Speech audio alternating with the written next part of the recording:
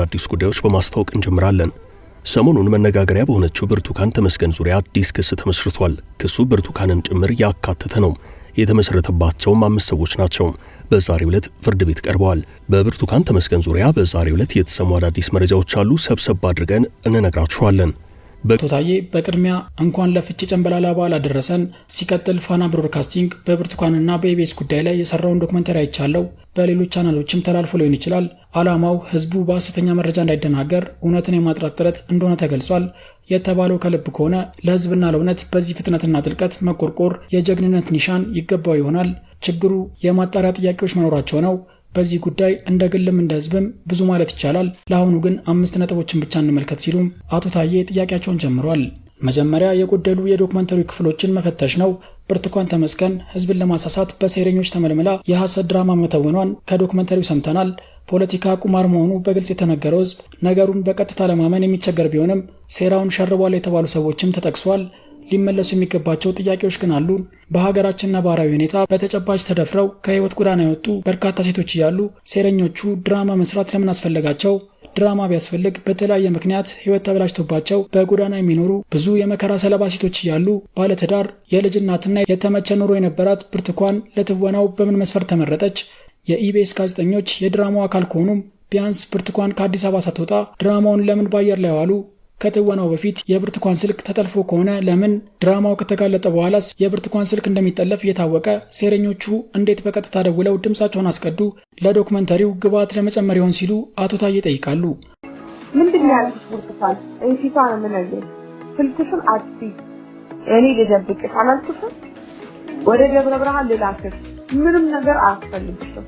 ያለሽበት ገንዘብ አላክልኝ ተልኮልሽ ገንዘብ ብዙ ብር አይደለም 5000 ብር ሰው አመጥቶ እንዲያቀብላት ከዛ በኋላ 5000 ብር ሰው አመጥቶ አቀብሏታል።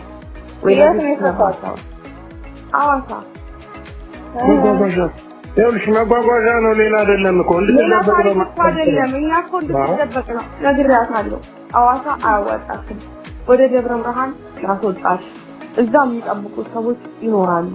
አርፈሽ እንድትቀመጪ ያስፈልግሻል። ህይወትሽ የሚተርፈው ከተደበቅሽ ነው። ምን ሲቆጣጠሩ ፋኖስ የሚቆጣጠሩት ቀጠና ላይ ሄዳ እንድትቀመጥ ነው። ለደህንነቷ በማሰብ ነው፣ እንዳትሞት በማሰብ ነው። አቶ ታዬ አክለውም ብርቱካን ህይወቷ አደጋ ላይ መሆኑ ተነግሯት ስልኳን ጥላ ፋኖች ወዳሉበት እንድትሸሽ ሲነገራት ማንን ተማምና ሳትሸሽ ቀረች? የአካውንቲንግና የፋይናንስ ዲግሪ ያላት ብልህ ሴት ማምለጥ አቅቷት ይሆን? የተከበረ ትዳርና የተመቻቸ ኑሮ የነበራት ብልጧ ብርቱካን ለትራንስፖርት የሚሆን 5000 ብር እንኳን ሳትቀበል ህይወቷን ለምን ለአደጋና ለውርደት አጋለጠች? እነ መዓዛ መሐመድ ሲደውሉላት ድምጿ እጅግ መደናገጧን የሚያሳብቅባት ብርቱካን ዶክመንተሪው ላይ እንዴት ተረጋጋች? በፊቷ ላይ ሀፍረትና ጸጸት የማይታይባት ለምን ይሆን? የነ ብርቱካን ቤት ውስጥ በዶክመንተሪው ታይቷል። ትወናውና ዶክመንተሪውን በአግባቡ ለመረዳት እነዚህ ቁልፍ ጥያቄዎች መመለስ ያለባቸው ይመስለኛል ብሏል። አቶ ታዬ ቀጥለውም ጥያቄዎቹን በትክክል መመለስ ማን ለምን ትወናው እንደሰራ ጥቆማ ይሰጣል። ጥያቄዎቹ ካልተመለሱ ግን ዶክመንተሪው ከትወናው በላይ ህዝብን ያደናግራል። በተለይም በሀገራችን የተንሰራፋውን አሰቃቂ የሴቶች ጥቃት ለመሸፈን የታሰበ ድብቅ ነገር ሊኖርም ይችላል። ይህ ከሆነ ደግሞ በትወናው ሂደት ላይ የሚና መለዋወጥ ይኖር ይሆናል ብሏል። ሁለተኛው ወንጀልን መርምሮ ተጠያቂነትን ለማስፈን የተደረገው ጥረትን ይመለከታል። በማንም ላይ የትኛውም አይነት ወንጀል ቢፈጸም በፍጥነት መርምሮ ተጠያቂነትን በማረጋገጥ ውጤቱን ለህዝብ ይፋ ማድረግ ይገባል። ከዚህ አንጻር ፖሊስና ፋና የሰሩት ይበረታታል።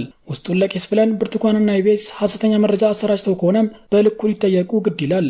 ዋናው ጥያቄ ግን ህዝብ እንዳይደናገር አስቦ የብርቱካንና የኢቢኤስን ጉዳይ መርምሮ እውነቱን ለማጣራት ከብርሃን በላይ የፈጠነው ፖሊስና ሚዲያ በከረዩ አባገዳዎች ላይ በመንግስት የተፈጸመውን የጦር ወንጀል መርምረው እውነቱን ለህዝብ ማሳወቅ ለምን አቃታቸው? በነገራችን ላይ ፋና በከፍተኛ ግፍ ስለተረሸኑት የከረዩ አባገዳዎች ዜና ሰርቶ ያውቃል። በሜታ ወልቂጤ ተደፍራና ተገድላ የተሰቀለችው ህፃን ስንቦ ብርሃኑ ጉዳይ ተመርምሮ ጉዳዩ ለህዝብ ተገልጿል። ወይዘሪት አያንቱ ተስፋውን በቅርቡ በነቀምት ከተማም ተገድላ መገኘቷን የምርመራና የሚዲያ አጀንዳ ሆኗል። ፖሊስና ፋና በሰንቦ ብርሃኑና በአያንቱ ተስፋውን ጉዳይ ላይ ያልፈጠኑት ለምን ይሆን? ሐሰተኛ መረጃን ከማሰራጨት በላይ እጅግ የከፋ ወንጀሎች ተርበስብሰው አልቀሩም። የብርቱካንና የኢቢኤስ ጉዳይ በዚህ ልክ ፍጥነትና ግልጽነት ያገኘው ለምን ይሆን? ለኛ ያልተገለጸ ሌላ እውነት ሊኖር እንደሚችል መገመት አይከፋም ለማለት ነው ሲሉም አቶ ታዬ ገልጿል። አክለውም ሶስተኛው መታገትና መደፈር ለኢትዮጵያን ሴቶች አሁን ላይ እንግዳ ለመሆኑ ነው። በቅርቡ እንኳን በሰሜን ሸዋ አሊዶሮ አካባቢ ሴቶች የሚገኙበት አንድ አውቶቡስ ሙሉ ዜጎች መታገታቸው በቢቢሲ ሳይቀር ተዘግቧል። እነዚህ ዜጎች ያሉበት አይታወቅም። እየተደፈሩም ሊሆን ይችላል። ለፋናና ለፖሊስ ግን የምርመራ አጀንዳ አልሆነም። ከዚህ ቀደምም በኦሮሚያ፣ በአማራ፣ በትግራይ፣ በደቡብና በሌሎች ቦታዎችም ዘግናኝ የመደፈር ወንጀሎች ሲፈጸሙ ነበር። በኢቢኤስ የቀረበው የብርቱካን ታሪክ እንደተባለው ትወና እንኳን ቢሆን እንደ ሀገር አሁን ካለንበት ተጨባጭ ሁኔታ አንጻር ከእውነት የራቀ አይደለም። ከዚያ የባሱ ከባባድ ወንጀሎች በጸጥታ አካላት ሳይቀር ሲፈጸሙ አይተናል። እንደዚህ አይነት ኢሰብአዊና አስነዋሪ ወንጀሎችን ስንመለከት እንደ ህዝብ መተባበር ሲገባን በብሔር ወይንም በሌላ ምክንያት ከፋፍሎ ምን ያነታርከናል? የአንዳችን ቁስል እንዴት ለሌላችን መዝናኛ ይሆናል? ደግሞ ግለሰብ ወይንም ወንጀለኛ ቡድን በጭካኔ ለሚፈጸመው ጥፋት ብሔር በምን ሂሳብ ይጠየቃል? ከህግ አኳያ አንድ ሰው የሚፈጸመው ወንጀል ወንድሙን እንኳን እንደማይመለከት ይታወቃል። እንደ ህዝብ የጅምላ ፍረጃ ላይ ራሳችንን መፈተሽ ያለብን ይመስለኛል። ባልተገባ ጉዳይ መፈራረጃችንና መነታረካችን በኪሳራችን ለሚያተርፉ ቁማርተኞች ብቻ ይጠቅማል ብለዋል። አራተኛው ፋና ብሮድካስቲንግ በሐሰተኛ መረጃ ላይ የያዘውን አቋም ይመለከታል። በብርቱካን ጉዳይ ዶክመንተሪ የተሰራው ህዝቡ በሐሰተኛ መረጃ እንዳይደናገር መሆኑ ተነግሮናል። በእውነቱ ይህ ግልጽነት የመፍጠር ተግባር እንደ ፋና ካሉ ሚዲያዎች ይጠበቃል። ይሁንና ታህሳስ 1 ቀን 2016 ዓ.ም ሌሊት ከታሰርኩ በኋላ ፋና አቶ ታዬ ደንደዓ ኦነግ ሸኔን በቤቱ በመመሸግ ሰዎችን ሲያሳግት ነበር የሚል ሐሰተኛ መረጃን ለህዝቡ አስተላልፏል። ይህ ውሸት እንደ ህዝብ ተወካይነቴ ስሜን ከማጠልሸቱ ባሻገር ህዝቡን አደናግሯል። ፋና በኋላ በሰብአዊ መብቶች ኮሚሽን ሲጠየቅ ከጸጥታ ግብረ ኃይል ተዘጋጅቶ የመጣውን አነበብኩ እንጂ ሐሰተኛ መረጃውን እኔ አላዘጋጀሁትም ብሏል። እውነቱ ከታወቀ ወዲህም ማስተባበል ቸግሮታል። ያኔ ሆን ብሎ ህዝብን ለማደናገር ሐሰተኛ መረጃን ሳያጣራ ተቀብሎ ያሰራጨውና በኋላ እንኳን ስህተቱን ለማስተባበል የተቸገረው ፋና ዛሬ ህዝቡ እንዳይደናገር ሐሰተኛ መረጃን ለመከላከልና ኢቢኤስን ለማጋለጥ በብርሃን ፍጥነት ረጅምና ረቂቅ ዶክመንተሪ የሰራው በምን ፎርሙላ ነው? የራሱ አሮባት ያስብላል ብሏል። አቶ ታዬ በመጨረሻም አምስተኛውና እጅግ መሰረታዊው የጋራ ችግሮች ያሉብን መከፋፈላችንን ይመለከታል። ከብልጽግና አውሮፕላን ውጭ ያለን ሰዎች በዋጋ ግሽበቱ ምክንያት መኖር ቸግሮናል። ባለፈው ሳምንት ብቻም ነዳጅ በሊትር 11 ብር ገደማ ጨምሯል።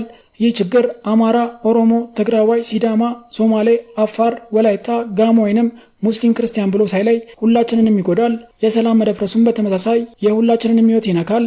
ለ6 ዓመታት የቀጠለው የወንድማማቾች ጦርነት በብዙ ሺዎች የሚቆጠሩ ልጆቻችንን ወንድሞቻችንና እህቶቻችንን በልቷል። ሀብታችንም በትሪሊዮኖች ባልተገባ ጦርነት ወድሟል። በተለያዩ ቦታዎች በኮሪደር ስም አያሌ ዜጎች ያለምንም ካሳም ከይዞታቸው ተፈናቅሏል። የቀይ ባህር አሳም በየጊዜው ችጋርን ለመሸሽ የሚሰደዱ ልጆቻችንን ይመገባል። በእውነቱ ከሆነ እነዚህ ጉዳዮች እነ ፋናን ባያሳስቡም ሁላችንንም ያለ ልዩነት ሊያግባቡን ይገባል። ይሁንና በትናንሽ አጀንዳዎች ስንጨቃጨቅ ይታያል።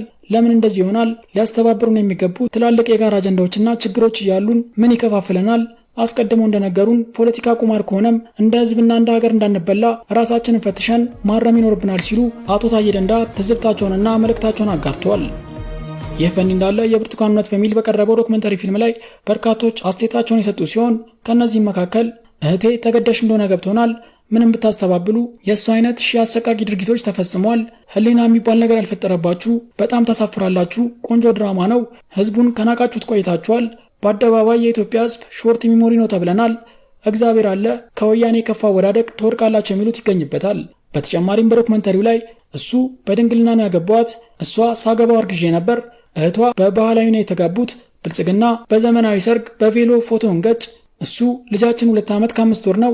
የጋብቻ ምስክር ወረቀቱ ላይ ጋብቻው የተፈጸመበት ቀን ህዳር 12 2015 ዓ.ም እሷ 2014 ነው የተጋባ ነው። ሲጋቡም እርጉዝ ነበረች። ልጁ 3 ዓመት አለፈው። ግራ ተጋባን እኮ ጎበዝ፣ ፈጣሪ ፍረድልሽ ተብሏል። ኢቢኤስ ትክክለኛውን መረጃ አቅርቦልናል፣ እናመሰግናለን። ደስ የሚለው ነገር እንደዚህም እንደምታደርጉ ገምተናል፣ እናንተን ማመንከተውን ቆየን ተብሏል። በሌላ በኩል ልጅቷ መጀመሪያ ኢቢኤስ ላይ ተናገረችው ነው ትክክል የሚመስለኝ። ከዩኒቨርሲቲ 2013 ነው የተጠለፉት፣ 1 ዓመት ከ6 ወር ምንም እንዳላደረጓቸው ተናግራለች። ስለዚህ ካልኩሌት አድርጉት፣ 9 ወር እርግዝና አለ። ስለዚህ ልጁ የ2 ዓመት ህፃን መሆኑ ትክክል ነው ሲሉ አንዳንዶች ገልጸዋል። በርካቶችም የሰርጉ ፎቶ እንኳን እሷን አትመስልም፣ ሙሽራዋና ብርቱካን ፍጹም የተለያዩ ሰዎች ናቸው ብሏል። ሌላ አስተያየት ሰጪም የምር በጣም ያማል፣ ይህች ልጅ እዛ ከተሰቃየችው በላይ መንግስት ከጎን ይሆናል ብላ በተናገረችው እውነት እንድትታፈን ተደርጋለች። ትክክለኛው ፍርድ ያለው ከእግዚአብሔር ነው። ያንቺ ቀን እስኪመጣ ፈጣሪ ብርታቱን ይስጥሽ እህቴ ብሏል። በሌላ በኩል ቆይ እናንተ ግን ሲነቃባችሁ እንኳን አተውትም? እንደዚህ እኮ እንደምታደርጉ ያወቅነው ከ3 ቀን በፊት ነው። ከአብይ አህመድ ይልቅ ሉላን እናምናታለን። ሲቀጥል ትወና ቢሆን እንኳን እውነተኛ ድርሰት ነው። ይህ ሁሉ ብርቱካን ለሞቱት ድምፅ ሆናችኋለች። በሀገራችን ከብርቱካን ከሆነው በላይ አልሆነምን? ለምን ስለ 17ቱ ተማሪዎች ዶክመንተሪ አትሰሩም ተብሏል። የፈንድ እንዳለ የብርቱካን ጉዳይ ለአማራ ሕዝብ የማያባራ አጀንዳ መፍጠሪያ ነው ሲሉ የኢኖቬሽንና ቴክኖሎጂ ሚኒስትሩ ዶክተር በለጠ ሞላ መግለጫ መስጠታቸውን የመንግስት ሚዲያዎች ዘግበዋል። ከቀናቶች በፊት በከፍተኛ በጀት መመዝበር ጥያቄ የተነሳባቸው ዶክተር በለጠ ሞላ ዛሬ ብቅ ብለው የብርቱካን ጉዳይ በማያባራ አጀንዳ ውስጥ እያለፈ ለሚገኘው የአማራ ሕዝብ ሌላ አጀንዳ መፍጠሪያ እንደሆነ ገልጸዋል ተብሏል። በዘገባው ሚኒስትሩ በኢትዮጵያ ውስጥ ሰላም እንዳይፈጠር የሚፈልጉ አካላት አሉ፣ የብርቱካን ጉዳይም ከነዚህ አጀንዳዎች መካከል አንዱ ነው ብለዋል። ሚኒስትሩ አክለውም ይህን አጀንዳ የሚፈጥሩት ደግሞ የግለሰብና የቡድን ጥቅም የሚያሳድዱ መሆናቸውንም ተናግረዋል። ሰላም የሚፈልጉ አካላት እንደዚህ አይነቶቹን ነቅቶ መከታተል እንደሚያስፈልግ ነው ሚኒስትሩ የተናገሩት። ኢትዮጵያ ለሁሉም የምትመች እንድትሆን ሁሉም ለሰላም መቆም እንዳለበትም በመግለጫቸው ላይ ዶክተር በለጠ አሳስበዋል። ጠንካራ የህዝብ መሰረት ቢኖረንም ህዝቡ ወደ ቀልቡ ተመልሶ ወደ ልማት እንዲገባ፣ ሰላሙ አስተማማኝ እንዲሆን ሁሉም ኃላፊነቱን መውጣት እንዳለበትም አውስተዋል። የአማራና የኦሮሞ ህዝብን በማጋጨት አጀንዳ ሊፈጥሩ የሚፈልጉ አካላትን ዓላማ ማክሸፍ እንደሚያስፈልግም ዶክተር በለጠ መናገራቸው አነጋጋሪ ሆኗል።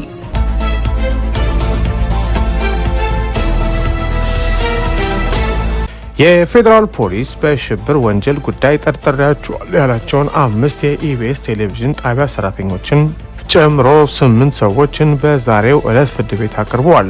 ጉዳዩ የቀረበለት የፌዴራል ከፍተኛ ፍርድ ቤት ፖሊስ የጠየቀው የ14 ቀናት የጊዜ ቀጠሮ ላይ ብይን ለመስጠት ለፊታችን ሰኞ ተለዋጭ ቀጠሮ ሰጥቷል።